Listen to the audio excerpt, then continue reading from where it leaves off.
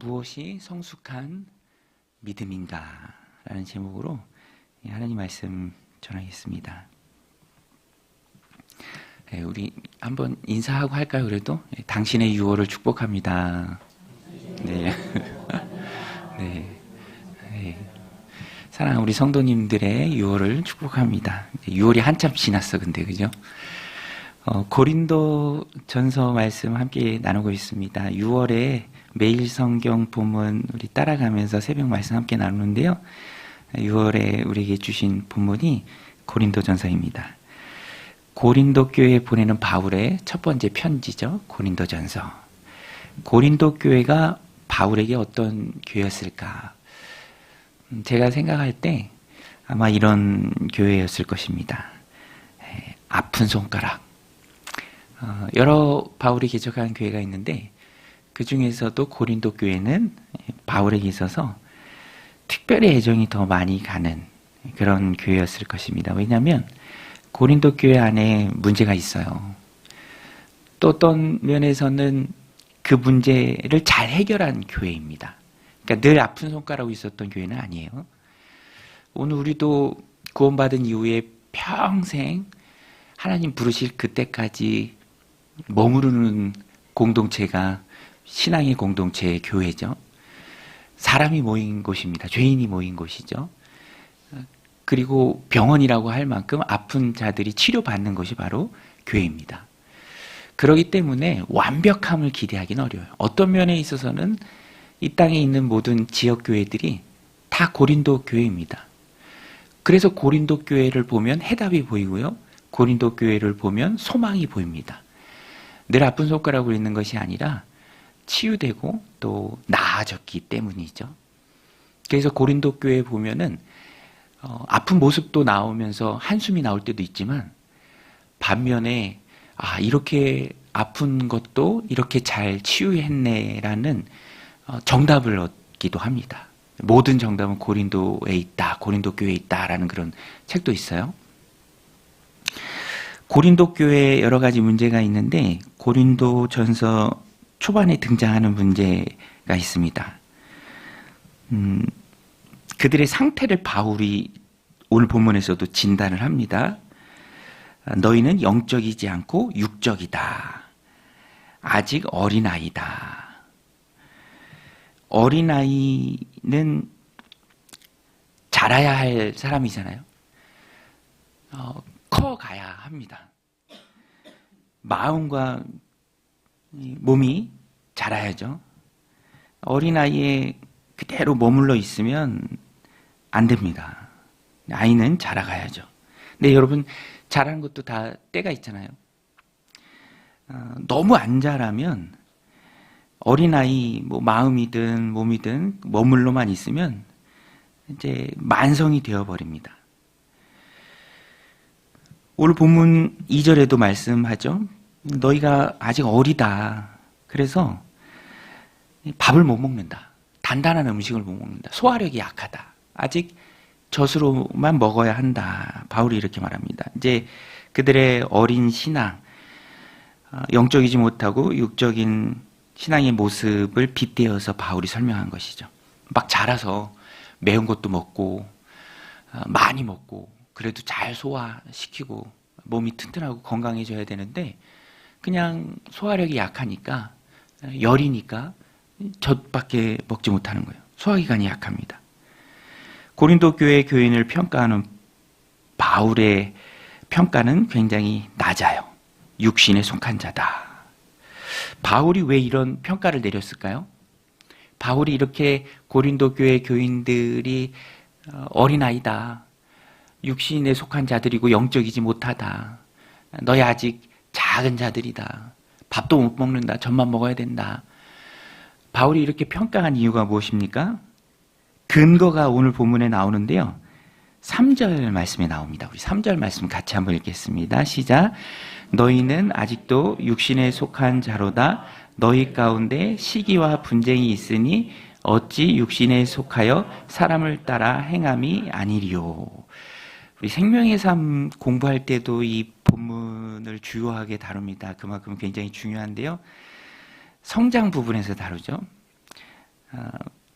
영적인 자들이 돼야 믿음이 자라고 성장한 건데, 바울의 평가는 육신에 속한 자다, 어리다, 밥도 못 먹고 젖만 먹어야 된다라고 평가한 이유가 3절에 나오죠. 왜 바울이 그렇게 평가했습니까? 그들 가운데 뭐가 있죠? 시기와 분쟁이 있기 때문에 사람을 따라 행한다, 육신에 속한 자다, 바울이 이렇게 말하는 거예요. 시기와 분쟁이 그들의 상태를 드러냅니다. 그들 가운데 있는 시기와 분쟁. 이게 참 맞는 말인 게요, 육신에 속하면은 뭐든지 다 걸려요. 외부의 자극이. 그리고 그것이 시기나 혹은 분쟁으로 나타납니다. 여러분, 생명의 삶에도 이 본문이 중요한데 성장하고 딱 연결되어 있기 때문에 그래요. 여러분, 믿음이 자란다는 게 무엇입니까? 믿음이 자라게 해주세요라는 그 기도 제목이 우리 가운데 참 많죠. 믿음이 자란다는 게 어떤 건가 우리가 명확하게 알고 있어야 기도할 때 어떻게 하는 것이 믿음이 자라는 것인지, 또 믿음이 자랐을 때 알 수 있죠. 아, 내가 믿음이 좀 자랐구나, 작년보다 좀 자랐구나, 지난달보다 좀 자랐구나, 혹은 앞으로도 좀 더 자라야 하는구나. 바울이 말한 것의 핵심이 있습니다. 시기와 분쟁. 믿음이 어리다, 육에 속한 자다, 영적이지 못하다, 시기와 분쟁이 있을 때 그런 거예요. 반대로 시기와 분쟁을 극복하면 믿음이 자란 거죠. 믿음이 자란다는 것은 교회를 오래 다녀서 저절로 되는 것이 아닙니다. 봉사를 많이 하고 헌신을 많이 한다고 믿음이 자라는 게 아니에요. 바울의 평가가 정확합니다. 우리는 그렇게 착각할 수도 있지만 그게 아니에요. 시기와 분쟁을 극복한 것이 믿음이 자란 거예요. 오늘 본문에서도 바울이 그것을 가지고 고린도 교회 교인들의 모습을 평가합니다. 공동체 안에서 시기하고 분쟁하는 이유가 뭐죠? 시기하고 분쟁하는 이유가 뭡니까? 공동체 안에서 싸울 때 보면은요, 아주 사소한 것 가지고 싸웁니다. 그렇죠, 여러분? 자존심이 걸려있기 때문에 그래요. 아주 중요한 문제를 가지고 막 토론하다가 다투는 경우는 드물죠. 아주 사소한 것 가지고 싸웁니다. 근데 그게 당시에는 굉장히 큰 이슈고 또 물러설 수 없는 문제가 되는 것은, 내용은 사소하지만 거기에 자존심이 걸려있기 때문에 그렇죠. 물러설 수 없다. 저희 집도 지금은 많이 별로 안 싸우거든요. 근데 신혼 초에는 엄청 싸웠어요. 어디에 내놔도 부끄럽지 않을 만큼 많이 싸웠습니다. 웃지도 않으시네. 이렇게 재밌는 말을 들으시고. 근데 요새는 되게 안 싸우는데, 한 몇 년 전에 크게 싸웠을 때도 내용을 보면 아주 사소한 거예요. 말하기도 부끄러워, 사소해서.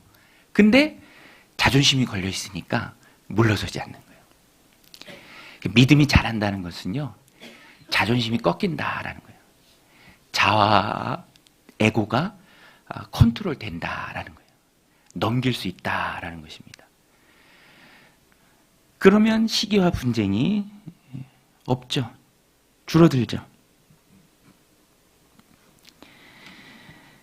아무것도 아닌 거 가지고 크게 시기하고 또 분쟁하고 싸우는 이유는 자존심이 걸려있기 때문에 그렇습니다. 자아가 상했던지 에고가 상처를 입었던지 자존심이 다쳤던 것이죠. 네가 나를 건드려? 말 한마디에 별건 아니지만, 그러면 시기하고 분쟁하고, 고린도 교회는 특별히 그것이 더 확장돼서 파벌을 만듭니다. 나는 바울파다, 아볼로파다, 베드로파다, 심지어는 그리스도파. 그리스도가 어떻게 그 사람들하고 같은 위치에 있습니까? 자기 자존심대로, 시기하는 마음대로 공동체 안에서 행동하는 것이죠. 육신의 사람이라는 증거가 바로 이 시기와 분쟁입니다. 그것이 파벌을 만드는 모습으로 드러나죠. 우리 4절 말씀도 같이 한번 읽겠습니다. 시작. 어떤 이는 말하되 나는 바울에게라 하고 다른 이는 나는 아볼로에게라 하니 너희가 육의 사람이 아니리요. 육신에 속한 사람, 어린아이 같은 사람에서 우리는 자라야 합니다. 신앙이 자라고 성숙해야죠. 영적인 사람이 된다라는 것은 자꾸만 내가 죽는 거예요. 자존심이 꺾이는 것입니다. 자존심이 죽는 것이죠. 내가 작아지고 내 안에 하나님이 커지는 것입니다. 내 삶에 하나님이 커지는 것이죠. 그래서 시기와 분쟁에서 자유로운 삶입니다. 하나님 영광 받으시니 또 하나님이 영광 받아야 하니 괜찮다 이렇게 넘기는 것이죠. 그런 말이 있잖아요. 시험 들었다. 그것도 신앙이 자라가야 할 상태를 말합니다. 신앙이 자라가면 시험 드는 게 계속 줄어들죠. 자기가 줄어들기 때문에 그렇습니다. 어떻게 하면은 우리가 성숙한 삶을 살아갈까? 시기와 분쟁이 아니라 성숙한 삶을 살아갈 수 있을까? 오늘 말씀을 통해서 두 가지로 우리가 살펴볼 텐데요. 첫 번째는 나는 아무것도 아니다. 이 마음을 가지고 있어야 합니다. 나는 아무것도 아니다.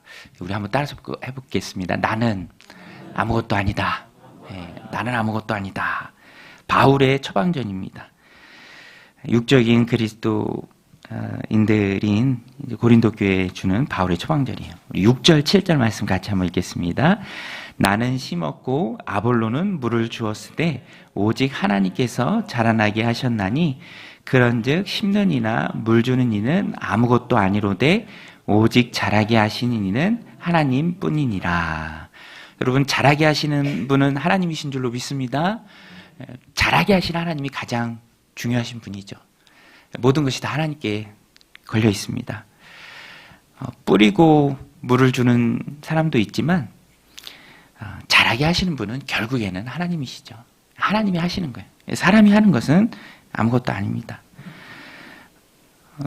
무익한 종이다 이 고백을 하라라고 주님께서도 가르쳐 주셨죠. 누가복음 17장 10절에 이와 같이 너희도 명령 받은 것을 다 행한 후에 이르기를 우리는 무익한 종이라 우리의 하여야 할 일을 한 것뿐이라 할지니라. 우리는 사람에게 집중하지 말아야 합니다. 자꾸만 사람에게 집중하고 또 내가 커지기 시작하면은 하나님이 작아지고 하나님을 위해 당연히 맡겨진 사명을 한다라는 그 마음이 작아지고 사람에게 칭찬받고 싶은 마음이 커지는 것이죠. 우리는 하나님께 영광을 돌려야 합니다. 내가 뭐라고 이런 마음을 가져야죠. 내가 뭐라고. 우리는 자격이 없는 자들이죠. 그래서 하나님 앞에 신앙생활하고 또 믿음이 자라고 성화의 길을 걸어가고 성숙하고자 할 때 항상 이 마음을 가져야 합니다. 자존심, 자아, 에고를 나타내는 그런 마음의 언어가 있어요. 기분 나빠서 안 해. 기분 나빠서. 또 건방지게. 이런 말들이 내 자존심과 자아, 또 에고를 나타내는 말들입니다. 이 두 말만 없어도 우리가 하나님 앞에 정말로 많은 일들을 감당합니다. 팀으로서 또 공동체로서 하나님 나라 확장에 귀하게 쓰임받죠. 그런데 항상 이게 문제예요. 자존심, 자아, 에고. 기분 나빠서 안 해. 건방지게 어디서. 이런 마음이 들 때 그때 순종을 결단하고 하나님 앞에 순종하겠다. 그래도 하겠다. 이 마음이 있으면 이기고 나아갑니다. 이런 삶을 요약한 게 갈라디아서 2장 20절 말씀입니다. 우리 너무 잘 알고 암송하는 말씀인데요. 우리 같이 한번 읽겠습니다. 시작. 내가 그리스도와 함께 십자가에 못 박혔나니 그런즉 이제는 내가 사는 것이 아니요 오직 내 안에 그리스도께서 사시는 것이라. 이제 내가 육체 가운데 사는 것은 나를 사랑하사 나를 위하여 자기 자신을 버리신 하나님의 아들을 믿는 믿음 안에서 사는 것이라. 우리가 늘 기억해야 합니다. 나는 그리스도와 함께 십자가에 못 박혔습니다. 이제는 내가 사는 것이 아니라 내 안에 그리스도께서 내 삶을 살아내는 것이죠. 그러니까 나는 죽고 그리스도가 사는 삶. 그 삶이 시기와 분쟁에서 자유로운 삶입니다. 저도 이번 주 초에 우리 신대원 동기 목사님도 한 10명 이렇게 모였는데요. 오랜만에 모여서 대화를 나누고 또 같이 시간을 보내면 참 좋아요. 작은 공동체를 섬기는 목사님, 친구 목사님도 있고 또 굉장히 큰 공동체의 청빙을 받은 목사님도 있습니다. 그런데 너무 좋은 것은 그것하고는 전혀 상관없이 그냥 우리 3년 같이 공부한, 한 반에서 3년 같이 공부한 동기다. 그래서 서로를 위로하고 또 격려도 해주고 함께 기도도 하고 서로를 위해서 너무너무 좋습니다. 뭐 나중에는 어떻게 될지 모르겠지만 지금까지는 참 좋은 것 같아요. 마음이 가난하니까 자기가 죽으니까 어떤 자기가 드러나는 그런 모습들이 없는 거죠. 참 좋습니다. 우리끼리도 이렇게 좋은데 하나님 보시기에 우리 자존심이 죽고 하나님 중심으로, 사람 중심이 아니라 하나님 중심으로 살아간다면 하나님 보시기에 얼마나 좋을까. 오늘 이 말씀 마음이 새기고 자존심 꺾고 하나님을 위해서, 그 영광을 위해서 살아내는 은혜의 종들이 다 되시길 바랍니다. 두 번째는 하나님의 평가가 있다. 오늘 본문 후반부에 나오는 말씀인데요. 나는 아무것도 아니다. 나는 죽고 내 안에 그리스도가 산다. 사람에게 칭찬 드리려는 마음, 그것을 버려야 한다. 이 마음을 가지고 기대를 내려놓고 살아갈 때, 그럼 우리는 누구한테 칭찬을 받는가? 칭찬받는다라는 것은 그 자체가 나쁜 게 아닙니다. 우리는 칭찬받기 위해서 칭찬받을 그 날을 생각하면서 오늘을 살아가야죠. 그런데 그 칭찬 주시는 분은 사람이 아니라 하나님이에요. 사람에게 칭찬받고 인정받으려는 순간 그것은 파벌로, 파당으로 드러날 수 있습니다. 고린도 교회처럼. 근데 우리는 하나님께 칭찬받는다 이 마음을 가지고 살아야 합니다. 그 날에, 마지막 날에. 영생과 영벌을 나누는 심판은 우리에게 해당이 없는데 구원받은 이후로 행한 그 일에 대해서는 상이 있습니다. 하나님 주시는 상이 있어요. 하나님의 평가가 있습니다. 그 내용이 오늘 본문 13절, 14절에 나오는데요. 우리 의미를 이렇게 생각하면서 함께 13절, 14절 읽겠습니다. 시작. 각 사람의 공적이 나타날 터인데 그 날이 공적을 밝히리니 이는 불로 나타내고 그 불이 각 사람의 공적이 어떠한 것을 시험할 것임이라. 만일 누구든지 그 위에 세운 공적이 그대로 있으면 상을 받고. 이 이후에 또 15절 말씀하고도 이렇게 연결이 되는데 상을 받는 사람, 그렇지 못한 사람을 말합니다. 그 날에 주님 재림하실 세상 종말의 때입니다. 우리가 하나님 앞에 서는 그때죠. 공적이라는 단어가 여러 번 나오는데 옛날 말인데 이게 하나님 앞에서의 열매, 내 삶의 결과 이런 걸 말합니다. 사역, 수고, 일, 내가 행한 것, 그것을 말해요. 공적입니다. 그래서 영어 성경은 다 워크로 번역했습니다. 워크. 그러니까 공적은 구원받기 위해 쌓는 그런 공로를 말하는 거 아니에요. 공로를 쌓아서 구원받는 것도 아닐 뿐더러 여기서 말하는 공적은 하나님 앞에서 행한 일, 열매 맺은 것, 결과, 그런 것을 말합니다. 그러니까 내가 하나님 앞에 살아온 그 삶의 일을 가지고 하나님께서 평가하세요. 오늘 본문에 보면 불이 나오는데요. 불. 재료의 본질을 나타내는 게 불입니다. 확 태울 때 타서 없어지는 것들이 있고요. 안 타는 것들이 있죠. 그것으로 평가합니다. 파당을 짓고 자기 자존심 세우고 그렇게 행했던 일들은 불이 나는 하나님 평가 앞에서 확 다 타서 사라져 버리는 거죠. 사람 중심, 세력, 자기 목소리, 자신의 이익, 편안함, 그런 것들을 추구하며 쌓아온 것은 좋은 평가를 받지 못합니다. 반면에 하나님 중심의 삶을 살아온 그 일, 그 열매 맺으려는 노력, 그것을 하나님이 귀하게 평가해 주시죠. 그것이 하나님 앞에서 남습니다. 그리고 그것이 상을 받는 하나님의 평가가 됩니다. 하나님을 영화롭게 하고 영원토록 그를 즐거워하기 위해서 내가 희생하고 수고하고 하지 않고 내려놓았던 것들, 그것이 하나님께서 기쁘게 평가해 주시죠. 그래서 우리는 믿음의 성장을 위해서 이 두 가지를 기억해야 합니다. 내가 하나님 앞에서 나중에 칭찬받는다. 또 나는 하나님 앞에 아무것도 아니다. 진짜 상은 하나님 앞에서 받는 것이죠. 여러분, 하나님이 오늘 우리에게 또 6월 한 달을 허락해 주셨습니다. 우리가 이 한 달을 하나님 앞에서 잘 살아내야죠. 뭐든지 할 수 있죠. 모든 것이 가합니다. 그것이 죄도 아니에요. 얼마든지 할 수 있습니다.